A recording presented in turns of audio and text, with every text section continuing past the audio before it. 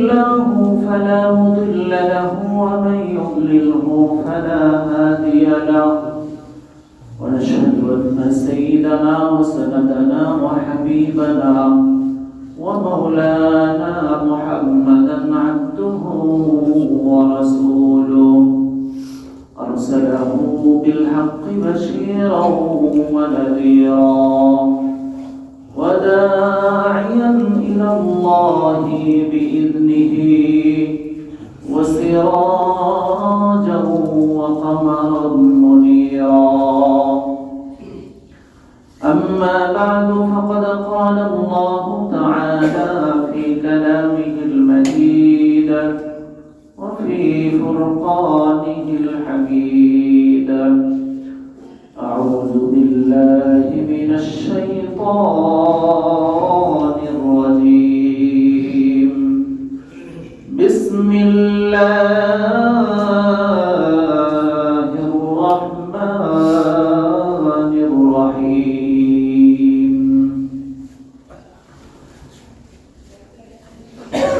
يا أيها الذين آمنوا اتقوا الله وقولوا قولا سديدا.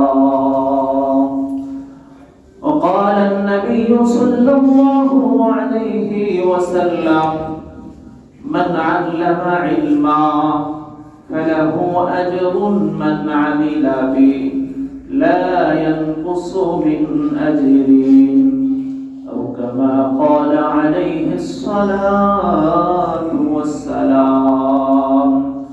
بارك الله لنا ولكم في القرآن العظيم، ونفعنا وإياكم بالآيات والذكر الحكيم. شكر نماز الدرود إبراهيم. اللهم صل على محمد وعلى آل محمد كما صليت على إبراهيم وعلى آل إبراهيم إنك حميد مجيد. اللهم بارك على محمد وعلى آل محمد كما باركت على إبراهيم وعلى آل إبراهيم إنك حميد مجيد. بلغ العلا بكماله كشف الدجى بكماله أسود جميع أوصافه صلوا عليه وآله. لا إله إلا الله لا إله إلا الله لا إله إلا الله لا إله إلا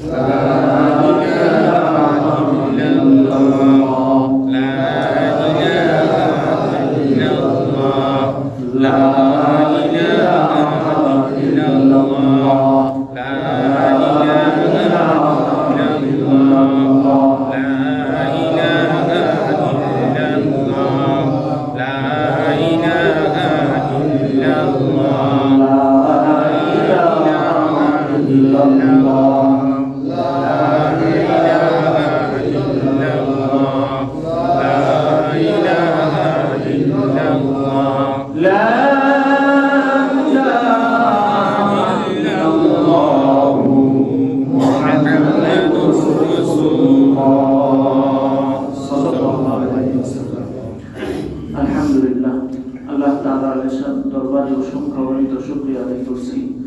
যে মহান আল্লাহ রাব্বুল আলামিন আমাদেরকে দয়া করে মায়া করে ভালোবেসে মহব্বত করে আল্লাহর ঘর মসজিদে আসার বসার তৌফিক দান করেছেন।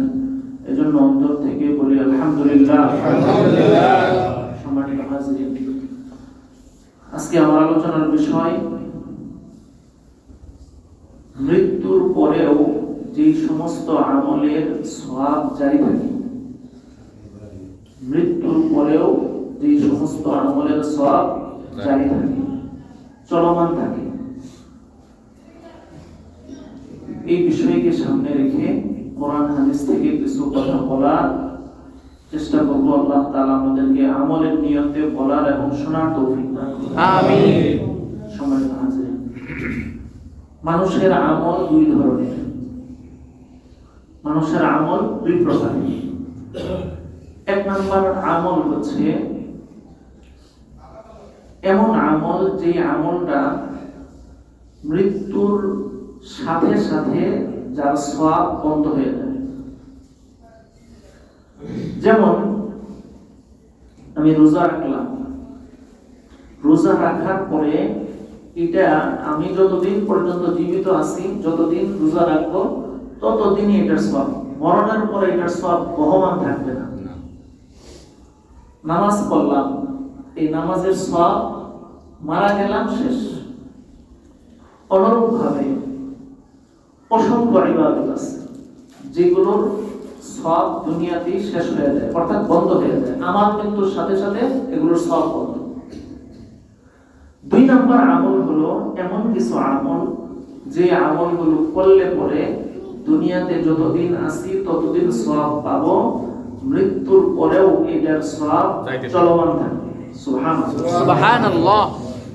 তো এই দ্বিতীয় প্রকারের আমল নিয়ে আজকে আমরা আলোচনা করব। সম্মানিত হাজিরিন,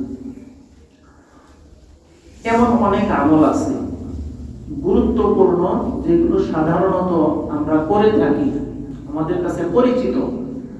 এমন 12টা আমল নিয়ে আজকে আমরা আলোচনা করার চেষ্টা করব। যদি থেকে যায় এটা সামনে ইনশাআল্লাহ আমরা আলোচনা করব। এক নাম্বার আমল, যে আমল, আগে একটা হাদিস বলি। একটা হাদিস নবীজি সাল্লাল্লাহু আলাইহি ওয়াসাল্লাম থেকে আসছে, যে হাদিসটার মধ্যে 7টা আমলের কথা বলা হয়েছে। কয়টা আমল? 7টা আমল সংক্ষেপে এখানে আলোচনা করা হয়েছে। আমি আবার এই হাদিসের পরেও বিস্তারিত আলোচনা করব। এই হাদিসের মধ্যে নবীজি সাল্লাল্লাহু আলাইহি ওয়াসাল্লাম বলেন, হয় না, এটা একটু নতুন করতে, নতুন মাইক দরকার। ইনশাআল্লাহ, ঠিক আছে ইনশাআল্লাহ। সামনে রমজান চলে আসছে, মাস 2 মাস ধরে এটা সমস্যা বাঙ্গিয়ে দেয়। মাস 2 মাস যাবত মাইক একটু ডিস্টার্ব করতেছে। 7টা আমল, 7টা আমল, সাবআতুন ইয়াজরি লিল আবদি আজরুহুন্না। 7টা আমল এমন আছে যে 7টা আমল ইয়াজরি লিল আবদি, যার জন্য নদীর স্রোত যেরকম বহমান থাকে তার সওয়াব এরকম বহমান থাকে। সুবহানাল্লাহ। এক নাম্বার, মান আল্লামা ইলমা, কেউ যদি কাউকে ভালো কিছু শেখায় তাহলে যে শিখলো সে আরেকজনকে শেখাবে, এইভাবে ধারাবাহিক চলতে থাকবে। কেউ যদি কাউকে ভালো কিছু শেখায় এটার আমল চলমান থাকে। 2 নাম্বার হলো আও আজরা নাহরা, কেউ পানি খাওয়ার জন্য কুয়া নির্মাণ করছে, কুয়া করছে, এটার আমল চলমান থাকবে। 3 নাম্বার আও হাফারা বিকরা, কেউ কোন কূপ খনন করছে মানুষের ক্ষেতের পানি সিঞ্চন করার জন্য। আও গারাসা নাখলা, কেউ খেজুর গাছ লাগাইছে, এটার সওয়াব তার মৃত্যুর পরে সে পেতে থাকবে। সুবহানাল্লাহ। আও বানা মসজিদা, কোন ব্যক্তি মসজিদ নির্মাণ করছে, মৃত্যুর পরেও এটার সওয়াব চলমান থাকে। আও ওয়ারাসা মুসহাফা, কেউ কিতাব দান করছে, কোরআনের নুসখা দান করছে, অথবা হাদিসের কিতাব দান করছে, ফিকহের কিতাব দান করছে, এটার সওয়াব তার মৃত্যুর পরে চলমান থাকবে। আও তারাকা ওয়ালাদান ইস্তাগফিরু লাহু বা'দা মাউতি, 7 নাম্বার হলো কোন একজন ব্যক্তি নেক সন্তান রেখে গেছে, এই নেক সন্তান তার মৃত্যুর পরে তার জন্য ইস্তিগফারের দোয়া করতে থাকবে। সুবহানাল্লাহ। তাহলে আমরা 1 নম্বরে বলছিলাম কেউ কাউকে কোনো ভালো কাজ শিক্ষা দেওয়া মানে হচ্ছে দ্বীনি ইলম শিক্ষা দেওয়া। ভালো কাজ মানে কি? দ্বীনি ইলম শিক্ষা দেওয়া। হাদিসের মধ্যে নবীজি সাল্লাল্লাহু আলাইহি ওয়াসাল্লাম বলেছেন, ইবনে মাজাহ শরীফের 240 নম্বর হাদিস, নবীজি সাল্লাল্লাহু আলাইহি ওয়াসাল্লাম বলেন, মান আল্লামা ইলমা ফালাহু আজরু মান আমিলা বিহি লা ইয়ানকুসু মিন আজরি। আল্লাহর নবী সাল্লাল্লাহু আলাইহি ওয়াসাল্লাম বলেন, কোন ব্যক্তি যদি অন্য কাউকে দ্বীনি ইলম শিক্ষা দেয়, নবীজি বলেন যে ব্যক্তিকে শিক্ষা দিল সে ওই শিক্ষা পাওয়ার পরে যে আমল করবে অনুরূপ সওয়াব যে শিখাইলো তাকেও দেওয়া হবে। লা ইয়ানকুসু মিন আজরি, যে শিখাইলো সে তো পাবে, যে আমলটা করলো তার আমল থেকে সামান্য কম করা হবে না। সুবহানাল্লাহ। তাহলে দ্বীনি ইলম শিক্ষা দেওয়া, আপনিও কিন্তু দ্বীনি ইলম শিক্ষা দিতে পারেন। এই দ্বীনি ইলম শিক্ষা দেওয়ার জন্য শুধু আলেম হওয়া জরুরি না। আপনি কি একটা মাসালা জানেন না? বলেন একটা মাসালা জানেন তো, ওই একটা মাসালা আরেকজন কি শিক্ষা দেন, আবার শিখাইতে গিয়া আবার বেশি বাহাদুরি করে আমি জাননেওয়ালা এই একটা ভাব নিয়ে নেই। বগলের তলে একটা বুখারী শরীফ নেই, আছে না? বুখারী শরীফ একটা নিয়ে বাংলা বুখারী আরবিতে কফ উচ্চারণ করতে পারবে না, দাঁত কয়েকটা বেঁধে যাবে। সে বাংলা বুখারী বগলে নিয়ে সে নিজেকে জাহের করে, কথা একটা মনে হয়েছে কইতাম নি। এই যে কিছুদিন আগে মরহুমা খালেদা জিয়া ইন্তেকাল করলেন না, আসলে এই মহিলা, এটা রাজনীতি মনে করেন না, আল্লাহর রাস্তায় আপনারা রাজনীতি মনে করেন। এই মহিলা ভাগ্য সুপ্রসন্ন, এই মহিলার কপাল বলতে হবে। সারা বিশ্বের অন্যতম একজন শীর্ষ আলেম তার জানাজাটা পড়াইছে, বাইতুল মুকাররমের খতিব, সারা বিশ্বের অন্যতম একজন হাদিস বিশারদ। আবার তার খাটিয়াটাও ধরছে শীর্ষ দেশের দুইজন শীর্ষ আলেম। এটা কিছু মানুষের সহ্য হয় নাই। ওই আগের কালে, আগের সময়ে তারা কি করছে, তারা ওই যে তেল লাগায় কিছু ভাবে চলছে আর কি। এখন ওইটা তো আর নাই। এখন তারা কি করে, এখন এই মহিলার এই ভাগ্যটাকে তাদের সহ্য হয় নাই, এই জন্য জানাজা নিয়ে তারা প্রশ্ন শুরু করছে। ও জানাজা হয় নাই, সূরা ফাতিহা পড়ে নাই, এই জন্য কি হয় নাই, জানাজা হয় নাই। দেখেন এই দেশে আহলে হাদিস দুই প্রকার, একটা হলো উগ্র আহলে হাদিস, আরেকটা হচ্ছে সালফে সালেহিনের যে আহলে হাদিস, ওই আহলে হাদিস। ওই সালফে সালেহিনের আহলে হাদিস নিয়ে আমাদের কোনো কথা নেই। ওই যে আমাদের স্মরণকার কি জানি ফারুক ভাই, তার একজন কর্মচারী আছে, নীরব নাম। একদিন ফারুক ভাই আমার কাছে বিচার দিতেছে। কি বিচার?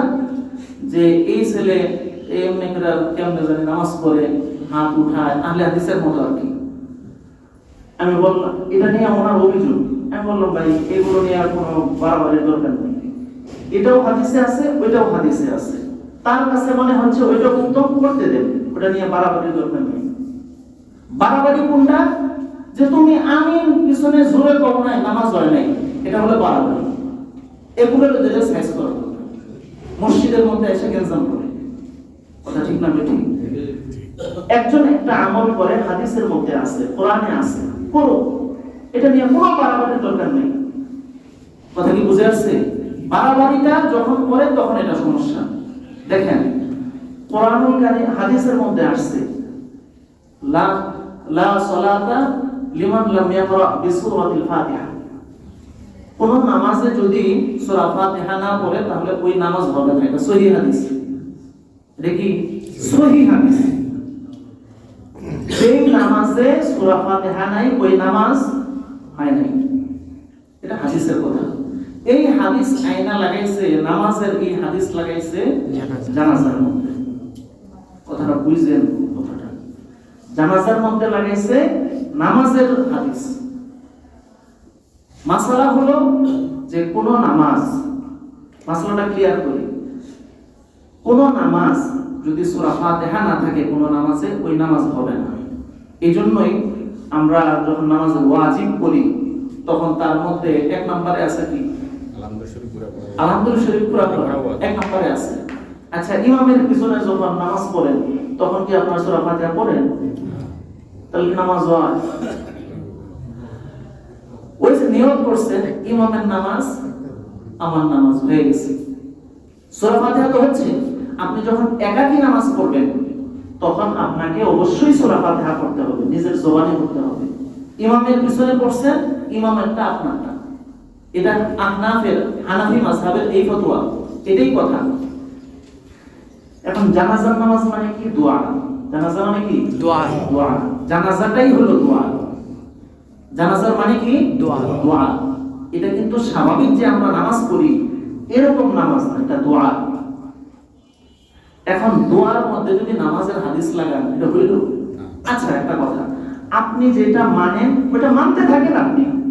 আপনি যদি ওটা মানেন যে সূরা ফাতিহা ছাড়া হবে না, ঠিক আছে, হবে না, আপনারটা আপনি আমল করেন। আমাদেরটা হাদিস অনুযায়ী যেটা আমাদেরকে সেটা আমল করতে দেন। আমরা যদি আমল করি সেটাকে আপনি বিভ্রান্তি তৈরি করার অধিকার আপনার নেই। কথা ঠিক না? ঠিক। আমরা সারা জীবন আপনারা করে আসছেন, তাহলে কারো চান্স যেতে হয় নাই, সব হুজুর জবাই করে দেওয়া দরকার। কথা ঠিক না? ঠিক। এই সমস্ত ফিতনাগুলো থেকে আল্লাহ আমাদেরকে হেফাজত করেন, আমিন। সম্মানিত হাজির, তাহলে নবীজি সাল্লাল্লাহু আলাইহি ওয়াসাল্লাম বললেন যে আমরা যদি কাউকে দ্বীনি ইলম শিক্ষা দেই, যে কোনো আমার কাছে একটা দ্বীনি ইলম আছে, এটা আমি অপরজনকে শিক্ষা দিই, অন্য কোনো গল্প গুজব না করে একটা মাসআলা শিক্ষা দিই।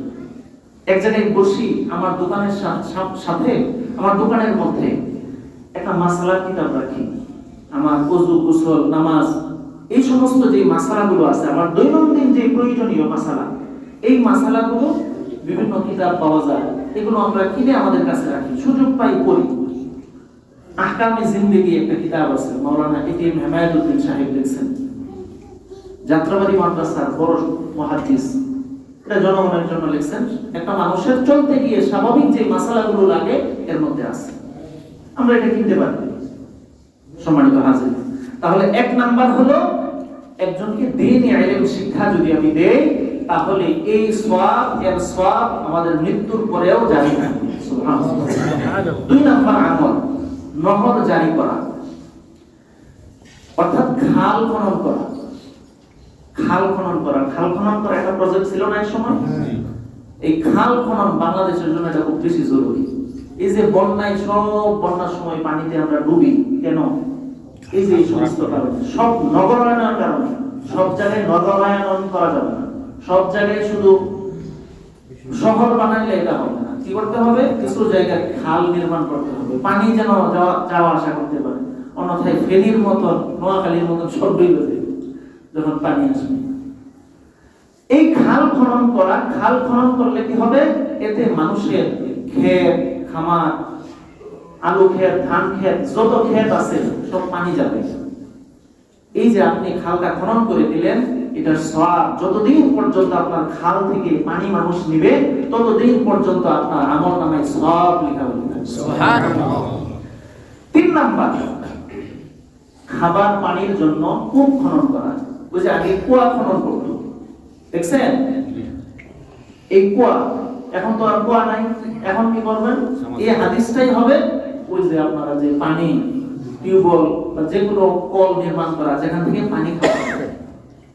আপনি নিজেও খেয়াল করে দেখবেন, দূরে কোথাও গেলেন, এখন তো পানি বেশি, এখন তো ইয়াতে পাওয়া যায়, কিন্তু এমনি আপনি যদি এমন কোথাও যান, গ্রামে যান, তাহলে পানি পাওয়া যায় না। তখন যদি একটু সামনে পানি আসে, কত তৃপ্তিদায়ক হয়, কত শান্তির হয়। এজন্য পানির নির্মাণ করা, পানির জন্য ব্যবস্থা করে দেওয়া, মানুষ যেন পানি খেতে পারে। নবীজি সাল্লাল্লাহু আলাইহি ওয়াসাল্লাম হাদিসে পাকের মধ্যে বর্ণিত হয়েছে, বুখারী শরীফের 6009 নম্বর হাদিস। নবীজি সাল্লাল্লাহু আলাইহি ওয়াসাল্লাম বলেন, বাইনামা রাজুলুন ইয়ামশি বিতরিকিন ইশতাদ্দা আলাইহি আল-আতশু ফাওয়াজাদা বিরমান ফানাসারা ফিহা। এক লোক সে রাস্তা দিয়ে হেঁটে যাচ্ছে, তখন তার প্রচন্ড পিপাসা হয়েছে। ফাওয়াজাদা বিরমান, একটা কূপ সামনে পাইছে। ফানাজালা ফিহা, সেখানে সে অবতরণ করছে, ওই লোকটা অবতরণ করছে। ফাশারিবা সুম্মা খারাজা, খুব তৃপ্তি মতো পানি খাইছে, এরপর আবার চলে গেছে। ফাইদা কালবুন, এরপর একটু সামনে যায় দেখে একটা কুত্তা ইয়ালহাসু, সে হাঁপাইতেছে, খুব হাঁপাইতেছে। ইয়াকুলু সাওয়া মিনাল আতশি, আর পিপাসার কারণে ময়লা খাইতেছে। এই লোকটা দেখছে, সেই লোকটা ফাকাল রাজুল লাকাদ বালাগা হাদাল কালব মিসলাল্লাযী কানা বালাগা বি ফানাজালাল বি ফামালাআ খুফাহু থুম্মা আমসাকাহু ফাফি। এরপরে ওই লোকটা তার পায়ের মোজা খুলছে, মোজা খুইলা পানি এক জায়গা থেকে সংগ্রহ করে এই কুত্তারে খাওয়াইছে, এই কুকুরকে খাওয়াইছে।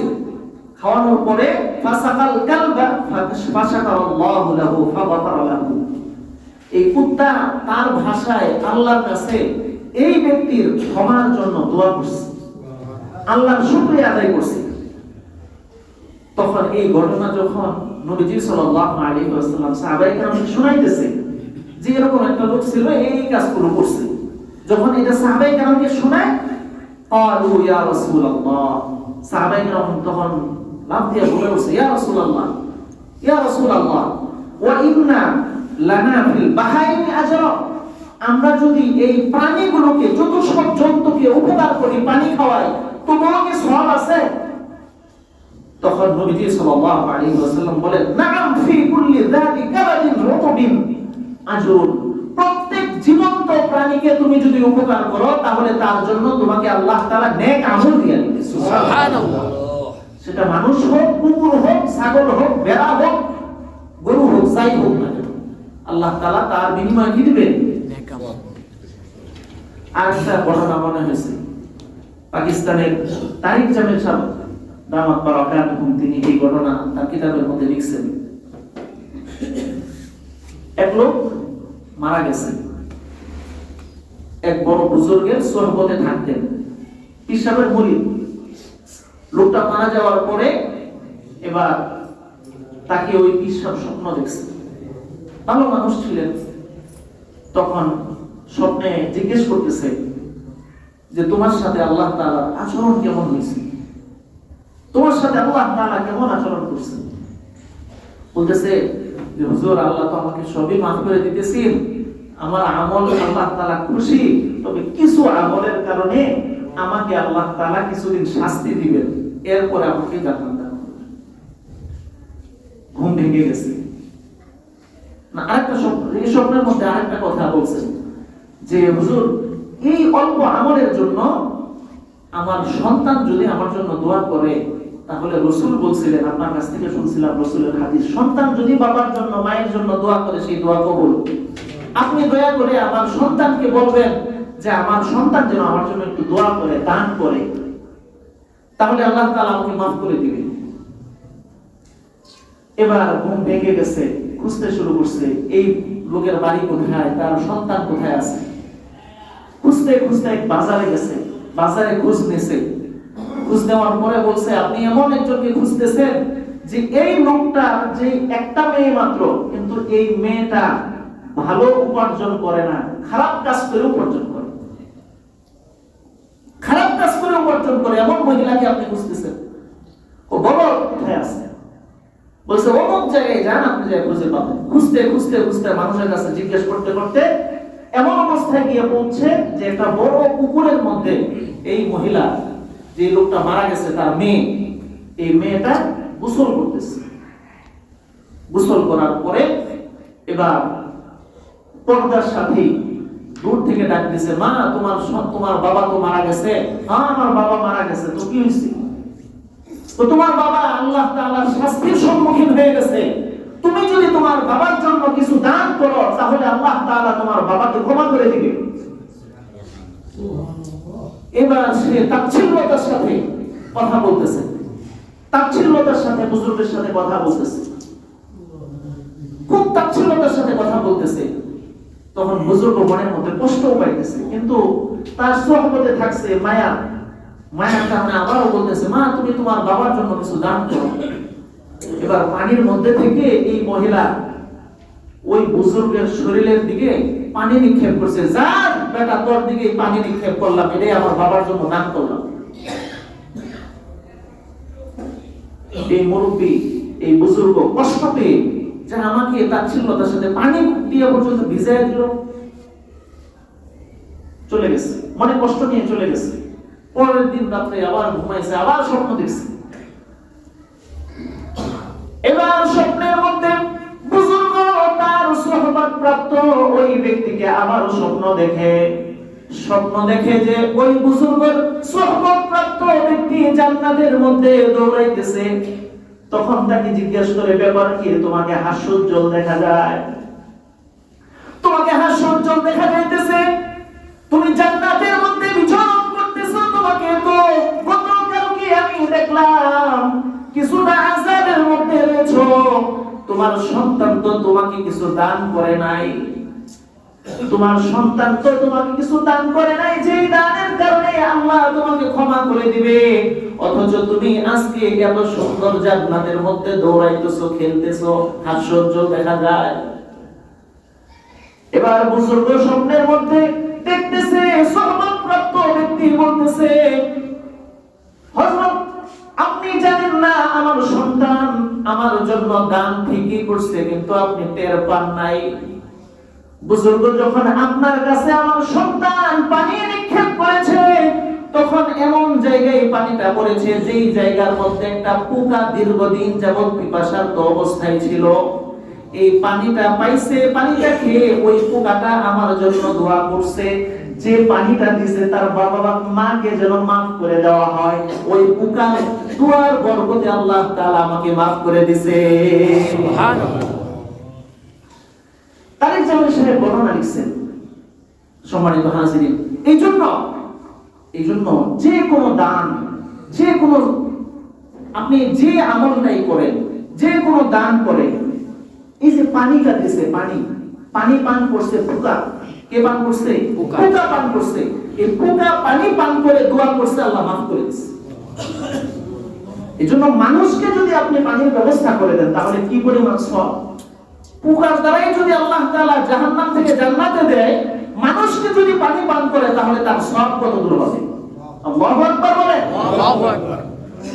সম্মানিত হাজিরিন, তাহলে চার নাম্বার আমল হচ্ছে যে আমল জারি থাকবে। 3 নাম্বার আমল ছিল মানুষের জন্য যদি আমি পানি পান করার ব্যবস্থা করে দেই, মৃত্যুর পরেও এটার আমল জারি থাকবে। 4 নাম্বার আমল হচ্ছে গাছ লাগানো। কোন ব্যক্তি যদি দুনিয়াতে গাছ লাগায়া যায়, এই গাছ লাগাইলে উপরে আপনি মৃত্যুবরণ করবেন, এই গাছের নিচে তীব্র গরমের মধ্যে মানুষ ছায়া গ্রহণ করবে, তখন এটার সওয়াব আপনার আমল নামায় কবরে বসে বসে আপনি পাবেন। সুবহানাল্লাহ। আর যদি ফল গাছ হয় তাহলে তো কথাই নাই, ফল গাছ হলে তো কথাই নাই। আল্লাহ তাআলা আপনার আমল নামায় সওয়াব আপনার মৃত্যুর পরে লিখতে থাকবেন। সুবহানাল্লাহ। মুসলিম শরীফের হাদিস 4050 নম্বর হাদিসের মধ্যে নবীজি সাল্লাল্লাহু আলাইহি ওয়াসাল্লাম বলেন, মা মিন মুসলিমিন ইয়াগরিসু গারসান ইল্লা কানা মা উকিলা মিনহু লাহু সাদাকা। কোন ব্যক্তি যদি গাছ লাগায়, গাছ রোপণ করে, আর সেখানে যদি কোনো ফল ধরে, মা উকিলা মিনহু লাহু সাদাকাতুন, যে গাছ লাগাইলো তার আমল নামায় এই গাছ লাগানোর কারণে একটা সদকার সওয়াব তার আমল নামায় যুক্ত হবে। সুবহানাল্লাহ।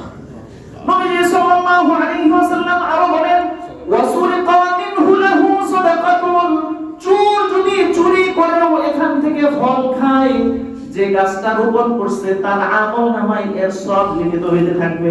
সুবহানাল্লাহ। চুরি করে খেলে পরেও আমল নামায় সওয়াব উঠতে থাকবে।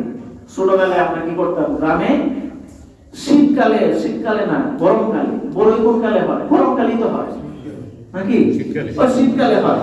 শীতকালে আমরা কি করতাম, পাশের বাড়িতে খুব মজার বড় বড় বড়ই হইতো, আমরা দৌড়াইয়া ফজরের নামাজ, ওই সময় তো নামাজ পড়া যায় না, দৌড়াইয়া যায় ওখান থেকে আনতাম, আর আমার বাপে ধরে দিত পিটানি। তো এরকম ঘটনা আপনাদের মধ্যেও তো একটা আছে না নাই? আছে না নাই? ওই ঢিলা দিয়া স্কুলে যায় আম পাইয়া আছে না নাই? এরকম ঘটনা অনেক আছে। তো আমাদের গাছের মধ্যেও, আপনার গাছের মধ্যেও কোনো বাচ্চা এরকম ইটা দিয়ে ফল খেতে পারে, আপনি ধমক দিয়েন না, আপনি আদর করে বলবেন যে আরো আসুন, আমি পেরে দিই, তুমি খাও। এটা বানাইতে হবে। এটা যদি হয় তাহলে এটা সরকার সব হবে। সুবহানাল্লাহ। নবীজি সাল্লাল্লাহু আলাইহি ওয়াসাল্লাম আরো বলেন, ওয়া মা আকালা সাবউ মিনহু ফাহুয়া লাহু সাদাকা। আপনি ফল গাছ রোপণ করেছেন, ওই ফল থেকে কিছু জীব জন্তু চতুষ্পদ জন্তু খাবে কি খাবে না? ওইটাও আপনার আমল নামায় সদকার সওয়াব লিখিত হবে। নবীজি আরো বলেন, ওয়ামা, নবীজি সাল্লাল্লাহু আলাইহি ওয়াসাল্লাম বলেন, ওয়ামা আকালাতুত তায়রু ফাহুয়া লাহু সাদাকাতুন। পাখি খাবে, ওই পাখি খাওয়ার সদকার সওয়াব আপনার আমল নামায় লিখে দিবেন কে? আল্লাহ। আরে জোরে বল না, আল্লাহ। নবীজি সাল্লাল্লাহু আলাইহি ওয়াসাল্লাম বলেন, ওয়ামা ইয়ারযুহু আহাদান ইল্লা কানা লাহু সাদাকাতুন। আপনার ক্ষতি করার জন্য কেউ যদি ফল গাছ কেটে ফেলে, ফল কেটে ফেলে দেয়, তাহলেও এটার জন্য আল্লাহ তাআলা আপনার আমল নামায় সদকার সব লিখে দিবে। সুবহানাল্লাহ। আছে না এখন ওই মাছ চাষ করার জন্য ফিশারিতে মাছ এগুলো দেয়, মাছ ছাড়ে, আর এগুলো বিষ খায় মেরে ফেলে, এমন আছে না নাই? আছে। আরে ভাই, ওই যে একটা কথা আছে না, ভিলেজ পলিটিক্স, মানে গ্রাম্য রাজনীতি, যেটা একজনের পিছনে আরেকজন লেগেই থাকে, সারাদিন লেগেই থাকে। মানে একজনের ভালো, শহরের মানুষ তো একজনকে আরেকজন দেখার টাইমই নাই, সবাই ব্যস্ত। আর গ্রামে কি করে, একজন আরেকজনের পিছনে কাজ নাই তো সারাদিন বসে থাকে, একটা বিড়ি টানে, আকিস বিড়ি, আর একজনের দোষ কইতেছে। আর এই যে একজন মাছ অনেক লাভবান যদি হয় তাহলে মাছগুলো মেরে ফেলে, আছে না নাই? আছে। তাহলে আমরা গাছ রোপণ করবো ইনশাআল্লাহ। বলে ইনশাআল্লাহ। আমরা আমাদের গ্রামে যদি না হয়, অন্তত পক্ষে আমরা বিভিন্ন জায়গায় গ্রাম অঞ্চলে গিয়ে আমরা গাছ রোপণ করে আসবো। এই জন্য না যে এখান থেকে ফল খাবো, ফল পাইলে তো খাইলাম আলহামদুলিল্লাহ, আর না পাইলেও এখান থেকে কি হবে? সরকার সব হবে। কথা না বলি, আস্তে আস্তে বলি। 5 নাম্বার যে আমল সরকার সব, যে আমল ধারাবাহিক চলমান থাকবে মৃত্যুর পরেও, মসজিদ নির্মাণ করা। কি নির্মাণ করা? মসজিদ নির্মাণ করা। কোন ব্যক্তি যদি মসজিদ নির্মাণ করে, এই মসজিদ কিয়ামত পর্যন্ত থাকবে, এমনকি এই মসজিদ ভাঙা হবে না, জান্নাতেও উঠবে। সুবহানাল্লাহ। এক হাদিসে আছে জান্নাতেও এই মসজিদগুলো থাকবে, আল্লাহ তাআলা এগুলোকে রাখবেন। দুনিয়ার সব ধ্বংস হয়ে যাবে, মসজিদগুলো আল্লাহ তাআলা চিহ্নিত করে রাখবেন, কারণ এই জায়গাগুলোতে আল্লাহ তাআলার কুদরতি কদমে সিজদা দেওয়া হয়েছে। সুবহানাল্লাহ। বলেন আল্লাহর নবী সাল্লাল্লাহু আলাইহি ওয়াসাল্লামের হাদিস, মুসলিম শরীফের 533 নম্বর হাদিস, নবীজি সাল্লাল্লাহু আলাইহি ওয়াসাল্লাম বলেন, মান বানা মাসজিদান লিল্লাহি তাআলা বানাল্লাহু বাইতান ফিল জান্নাহ। আল্লাহর নবী সাল্লাল্লাহু আলাইহি ওয়াসাল্লাম বলেন, যে ব্যক্তি আল্লাহর জন্য মসজিদ নির্মাণ করবে, আল্লাহ তাআলা তার জন্য জান্নাতের মধ্যে বালাখানা তৈরি করবেন। বালাখানা মানে কি? বাগান বাড়ি। এর চেয়ে সুন্দর করে বোঝানোর, বাগান বাড়ির মধ্যে কত কিছু থাকে, সুইমিং পুল টুল কত কিছু থাকে না? এই সব কিছু সহ আপনি যেগুলো চিন্তাও করতে পারেন না, এমন একটা বাড়ি আল্লাহ তাআলা আপনার জন্য জান্নাতের মধ্যে নির্মাণ করে দিবেন। সুবহানাল্লাহ। এখন আপনি প্রশ্ন করবেন, হুজুর আমার তো একলা মসজিদ নির্মাণ করার ক্ষমতা নেই, তাহলে আপনি জান্নাতের মধ্যে কি এটা আমার সুযোগ নাই? অবশ্যই আছে। আপনি মসজিদের সামান্য একটা ইট দেন, ইট, আপনার সামর্থ্য যতটুকু আছে, আপনার সামর্থ্য আছে ইট দেওয়ার, আপনি ইট দেন। আপনার সামর্থ্য আছে ইট না, আপনার সামর্থ্য আছে 10 গাড়ি ইট দেওয়ার, 10,000 ইট দেওয়ার, তাহলে আপনি 5টা ইট দিলেন, ওই লোক এরপরে মনে করবেন যে আপনার বালাখানা তৈরি করে দেব, তা কিন্তু হবে না। যার যার সামর্থ্য অনুযায়ী মসজিদ নির্মাণের কাজে সহযোগিতা করা, এটাই হাসরের ময়দানে আল্লাহ তাআলা আপনার জন্য এটার বিনিময়ে বালাখানা তৈরি করে দিবেন। সুবহানাল্লাহ। সামনে কিন্তু ঘোষণা আসবে, প্রস্তুত থাকেন কিন্তু, ঠিক আছে তো ইনশাআল্লাহ? ইনশাআল্লাহ। বালাখানা বানা হইলে তো অসুবিধা নেই। 6 নাম্বার 6 নাম্বার যে আমলের সওয়াব এটা জারি থাকবে, মৃত্যুর পরেও জারি থাকবে, সেটা হলো কোরআন অথবা কিতাব বিভিন্ন জায়গায় ওয়াকফ করে দেওয়া। এটা বড় একটা জিনিস, এটা আপনারা গ্রহণ করতে পারেন। বিভিন্ন মাদ্রাসা আছে, এই মাদ্রাসাগুলোতে আপনারা যদি কি করেন, আপনার আত্মীয়, আপনার বাবা, আপনার মা, আপনার ভাই বোন যদি কেউ মারা যায়, তাহলে আপনারা 3 দিনই করেন, 40 করেন, এগুলো না করে একটা মাদ্রাসায় কিতাব কিনে দেন। আপনি খাওয়াবেন 10,000 টাকা, 5,000 টাকার কিতাব কিনে দেন, যতদিন পর্যন্ত এই কিতাব ছাত্ররা পড়তে থাকবে আপনার বাবার আমল নামায় এর সওয়াব লিখিত হইতে থাকবে। আর কিতাব দিয়ে তো গুনাহ করার সুযোগ নাই, আছে নি? কিতাবের মধ্যে খালি হাদিসই পড়বে, কালা হাদাসানা আন আবি হুরায়রা রাদিয়াল্লাহু তাআলা আনহু আন উম্মি সালামা রাদিয়াল্লাহু তাআলা আনহা আন আয়েশা রাদিয়াল্লাহু তাআলা আনহা আন আবি বকর সিদ্দিক রাদিয়াল্লাহু তাআলা আনহা, এগুলোই তো বলবে। সুবহানাল্লাহ। এজন্য আপনারা দান করলে বিভিন্ন মাদ্রাসায় বিভিন্ন কিতাবের প্রয়োজন হয়, বিশেষ করে রমজানের পরে কিতাবের প্রয়োজন হয়। আপনারা ওই 40 না করে এই কাজটা করবেন, অথবা মসজিদে দান করবেন। মসজিদে একটা কিছু কিনা দিবেন, একটা ওয়াল নির্মাণ করে দিবেন, একটা কিছু দিয়ে দিবেন, যেটা যতদিন থাকবে ততদিন আপনার আব্বা আর আপনার আম্মার কবরে এর সওয়াব পৌঁছে দেবে। সুবহানাল্লাহ। পারবেন তো ইনশাআল্লাহ? ইনশাআল্লাহ। 7 নাম্বার ইসলামী রাষ্ট্রের সীমান্ত পাহারা দেওয়া। 7 নাম্বার কি? ইসলামী রাষ্ট্রের সীমান্ত পাহারা দেওয়া। নবীজি সাল্লাল্লাহু আলাইহি ওয়াসাল্লাম বলেছেন, আরবাআতুন তাজরি, আমার সময় শেষ, আরবাআতুন শুধু এটাই বলে শেষ করছি, আরবাআতুন তাজরি আলাইহি উজুরুহুম বাদাল মাউতি মুরাবিতুন ফি সাবিলিল্লাহ ওয়া মান আমিলা আমালান উজরিয়া লাহু মিসলু মা আমিলা।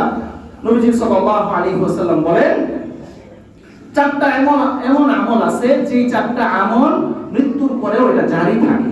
সুবহানাল্লাহ বলেন। 1 নাম্বার হচ্ছে যে ব্যক্তি ইসলামী রাষ্ট্রের সীমান্ত পাহারা দিল, ইসলামী রাষ্ট্রের সীমান্ত পাহারা দিল, এটা সে মারা গেলেও এটা সওয়াব চলমান থাকবে। আরো 3টা আছে, ইনশাআল্লাহ আগামী সপ্তাহে আমরা আলোচনা করার চেষ্টা করব। আল্লাহ তাআলা আমাদেরকে এই কথাগুলো বোঝার এবং আমল করার তৌফিক দান করেন।